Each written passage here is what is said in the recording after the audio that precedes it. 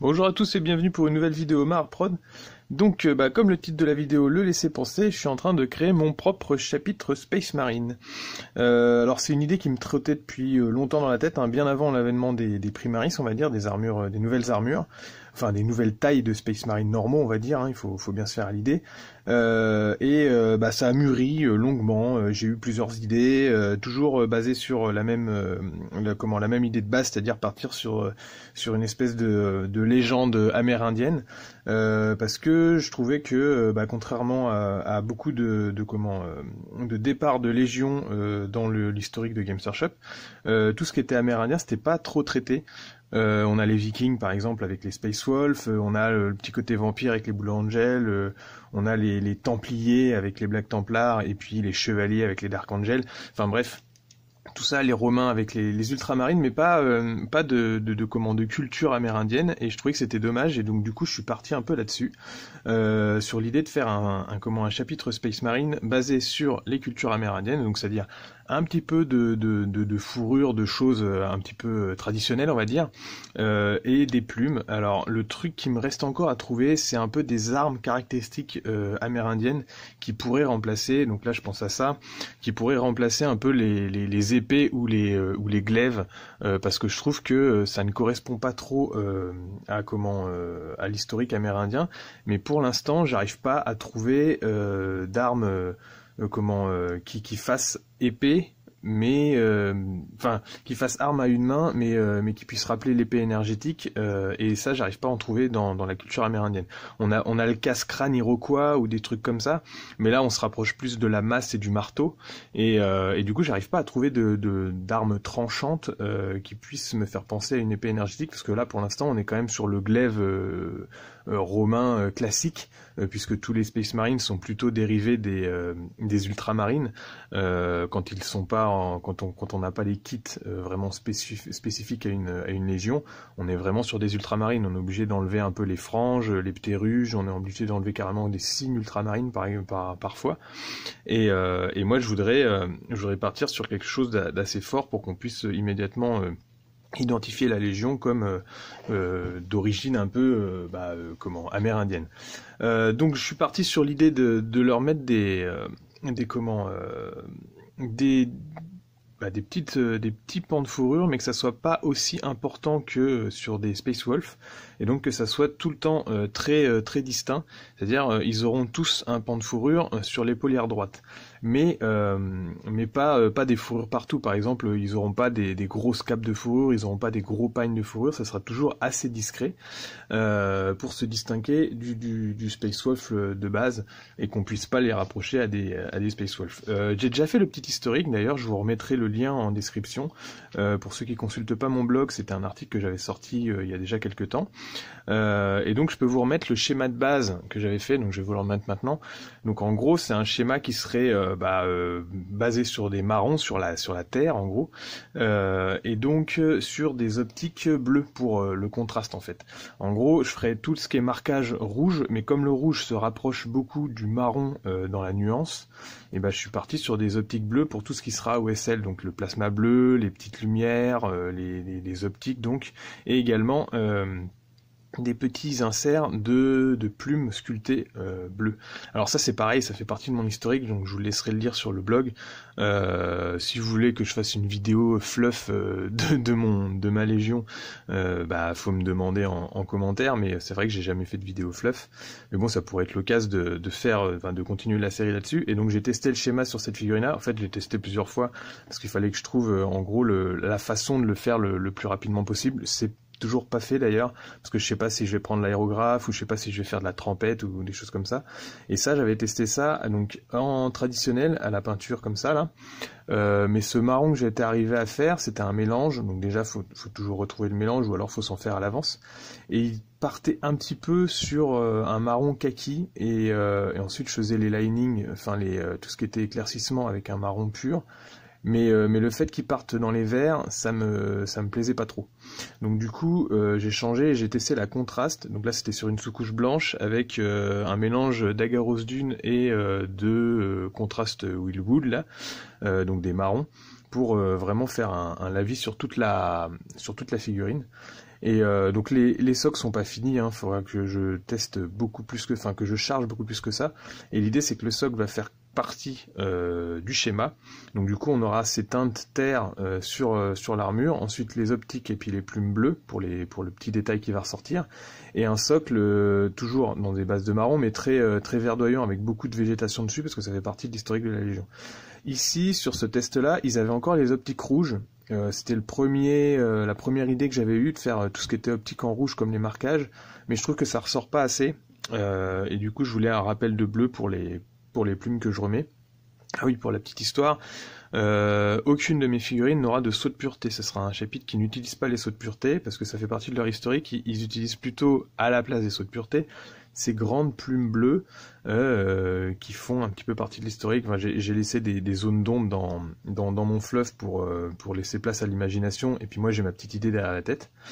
Et puis c'est pareil, j'avais pensé peindre donc tout ce qui était iconographie ici, mais au final, avec comme j'ai l'imprimante 3D disponible, j'ai remodélisé. Donc là, je vous les ai fait en plus gros, puis j'en ai passé un au noir pour que vous puissiez voir un petit peu le détail. J'ai remodélisé le sigle, le signe de mon armée, sur une épaulière MK3, donc une vieille épaulière. J'essaie de faire la mise au point. Merci. Et donc du coup c'est la patte d'ours remise sur une épaulière, et puis ensuite je les ai imprimés donc à taille, voilà comme ça, pour une histoire de me faire des plateaux complets d'épaulières. Et ce que je vais faire, c'est remplacer chaque épaulière gauche par une épaulière MK3, ce qui va donner un petit style à la figurine, en plus des pans de fourrure et puis des petites plumes bleues. Donc l'idée c'est de créer vraiment un chapitre avec une sorte d'iconographie et un truc qui soit régulier, quoi. Tous une épaulière gauche avec une fourrure, tous une épaulière droite avec ou l'inverse d'ailleurs, enfin bon bref. Donc là, il me reste quelques figurines à modifier, notamment le patron qui est ici, qui lui va devoir recevoir une épaulière un peu plus grosse, parce que les épaulières normales seront trop petites si on va par là, donc je vais en imprimer une un petit peu plus fat pour la remplacer, mais toujours pareil, il a un glaive, et ça j'aimerais bien modifier ça avec une autre arme. Alors il faut que je fasse des recherches un petit peu. L'idée c'est qu'on aura très peu de lance-flammes, ça fait partie de l'historique aussi à l'intérieur. Il y aura très peu de lance-flammes, ça veut dire pas forcément pas du tout de lance-flammes, puisque dans le jeu il faut que je puisse les jouer quand même. Donc là j'en ai quand même fait un pour mon escouade Devastator, mais sinon il y aura que le patron de l'armée qui aura un lance-flamme. Voilà, je vous laisse lire l'historique. Et puis ouais, c'est pareil, j'aime bien les nouveaux Primaris pour leur taille, c'est enfin du Space Marine True Scale à la vraie taille par rapport à un humain de base. Par contre j'aime pas trop toutes les nouvelles unités, c'est pour ça que j'ai pas fait le truc de leur mettre à tous un plasma. Et je vais plutôt gérer, alors je sais pas si je pourrais les jouer tels quels d'ailleurs, mais je vais plutôt les gérer comme les anciennes formations. C'est-à-dire là j'ai 2 escouades avec les aspirants, non c'est pas les aspirants champions, les lieutenants, enfin les capitaines, j'en sais rien. À la base je joue Space Marine du chaos, hein. Désolé si je me trompe dans les appellations, c'est la première fois que je vais faire des Marines. Et donc du coup ici c'est mon escouade Devastator que je vais faire comme ça. Donc j'ai laissé un plasma, j'ai récupéré un vieux lance-roquette que pareil que j'ai réinstallé sur l'armure nouvelle Primaris. Ça c'était un bit de laser qui va aller comme ça là. Ici c'est un bit bolter lourd, enfin bolter lourd, c'est un plus gros bolter avec un chargeur tambour. Là je sais pas trop d'où ça venait ce truc là, mais bon bref, ça va le faire. Et puis donc ici le lance-flamme pour cette petite escouade de 5 Devastators, qui je ne sais pas si ça existe encore dans les règles, mais c'est pas grave, je m'en fous.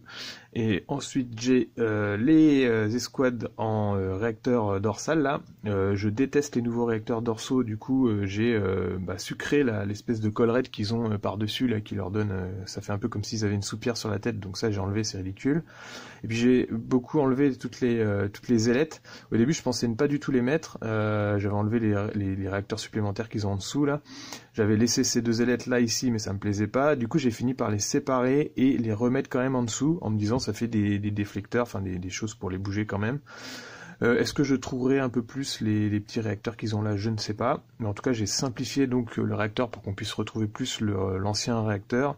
Et puis j'ai surtout enlevé le couvercle de poubelle qu'ils avaient installé sur les bolters là, hein, les Space Marines, enfin les vrais Space Marines, faut arrêter, ils n'ont pas de bouclier, sinon ça s'appelle des Black Templars. Donc du coup, voilà, comme ça fait bolter et tronçonneuse comme les anciens réacteurs dorsaux. Après, à moi de les poser sur une pose un peu dynamique. Ici, bah, qu'est-ce que j'ai fait? En fait, j'ai mixé, bah, vous avez les trois Space Marines, c'était 3 ou 4, je sais plus, mais qui étaient dispo dans comment, le premier pack Conquest, là, le magazine. Et puis après, j'avais récupéré le contenu des boîtes de base qu'il y avait eu avec un patron, les 3 là, et puis peut-être une ou 2 escouades, mais ceux-là, j'ai récupéré en plus. Donc du coup, j'ai mixé les kits entre eux, parce que par contre, ma boîte à radio en Space Marine, elle est un petit peu faiblarde, étant donné que j'ai tout le temps joué que Space Marine du Chaos. Donc du coup, pour tout ce qui est conversion de main, j'ai récupéré des mains. Alors là, c'est une main de Primaris quand même, mais je sais plus si je pourrais vous montrer sur une autre. Mais j'ai récupéré des mains de Space Marine du Chaos. Donc là, c'est une main de Space Marine du Chaos, par exemple. Mais bon, à l'échelle, c'est un tout petit peu plus petit, mais ça passe largement sur une conversion, et je pense pas que ça se verra une fois que ça sera peint. Donc voilà, je mixe avec ce que je peux. Donc là, il sera en train de mettre son optique sur son flingue. Ici, j'ai modifié un peu la pose du Space Marine de base comme pour qu'il soit en train de jouer sur l'armement de son bolter avec son doigt là. Qu'est-ce que j'ai fait d'autre? Bah, lui, je l'ai modifié, bon, surtout en lui sucrant le bolter qu'il avait et puis en remplaçant la poignée pour le mettre en bandoulière. Et on modifie un peu. Alors, il me reste encore à faire la jonction ici, hein, bien sûr, pour faire resculpter l'armure et le flexible. Ici, pareil, bolter en bandoulière et puis pose un peu plus dynamique. Alors lui, il a un marquage au niveau de la jambière. Donc je vais quand même, comme c'est un chapitre qui va respecter quand même les marquages codex au niveau des unités et tout ça, je vais quand même laisser des marquages honorifiques typés Imperium, ça y a pas de souci. Mais de base, je vais effacer pas mal de détails pour qu'ils soient un peu plus sobres encore que du Marines classique. Lui, il porte un petit crâne, enfin voilà, je me suis amusé dans les poses, c'est plutôt marrant, et c'est assez chiant par contre au niveau des épaulières, c'était bien quand ils avaient des épaulières séparées, là ils ont tous des épaulières qui sont englobées, donc du coup ça demande un petit peu de découpe. Je vous en ai d'ailleurs laissé une à faire, donc ça c'était le schéma test de mon Marines, donc je vais pas encore enlever l'épaulière, donc je vais le faire devant vous, donc bah, en fait on est obligé d'entamer dedans, donc c'est pas grave, j'ai enlevé mon travail de peinture, et puis là bah, j'y vais avec une pince qui soit assez fine pour découper, pour hacher un peu le travail. Et l'idée c'est en fait de retrouver, alors je vais prendre peut-être une pince un peu plus grosse pour aller plus vite, mais en gros on abîme la figurine, on est obligé parce que l'épaulière est vraiment soudée au bras, ce qui est un peu dommage parce que je trouve que alors que les poses soient un petit peu plus torturées au niveau des découpages, ça permet d'enlever des lignes de moulage et puis des zones de jonction qui seraient disgracieuses ou qui demanderaient du rebouchage, ça c'est cool. Mais par contre, ça enlève de la modularité dans les kits, c'est-à-dire que vous êtes obligé de leur coller les bras la plupart du temps dans les positions qui sont prédéterminées. Et si vous voulez ouvrir la pose avec très peu de resculpture, bah le fait que l'épaulière soit complètement détachée dans les anciens kits, ça permettait en fait par exemple, on tend ce bras-là et puis on repose l'épaulière par-dessus, ça cache la jonction et c'était pratique. Là, comme l'épaulière est englobée, ça demande de défoncer carrément le kit et puis surtout, bah, ça enlève aussi un peu de rabio dans les boîtes à rabio, quoi. Donc ça, c'est un petit peu dommage de ce côté-là. Donc là, en fait, ce que je fais, c'est donc j'essaie de ne pas trop abîmer l'armure à côté avec la pince, ce que je viens de faire un petit peu sur le col, mais bon, ça se verra plus quand je ferai les raccords de peinture. Et en fait, j'affine tout le truc pour que l'épaulière qui était imprimée donc au plus juste, hein, comme ça, là, voilà, elle puisse rentrer directement dessus.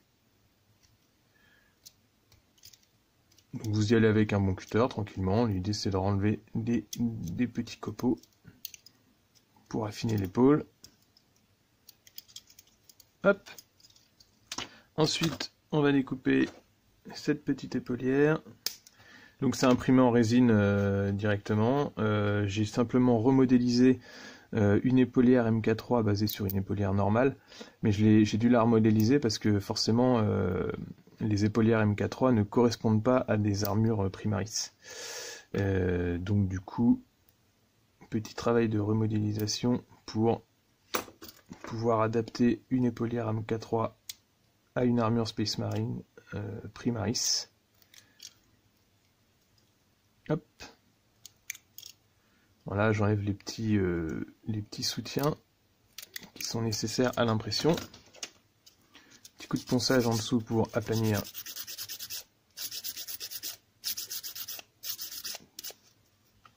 Voilà. Et puis donc là, hop, un petit peu de colle qui doit être bouché pour changer. Petit coup de perceuse.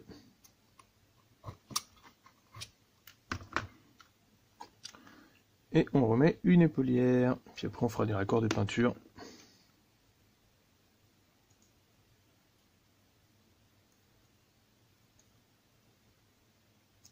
Tac.